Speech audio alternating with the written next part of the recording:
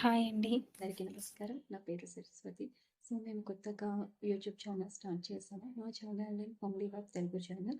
So, అందులో మేము some home tips, funny videos, cooking videos and some health tips చేయాలనుకుంటున్నాము.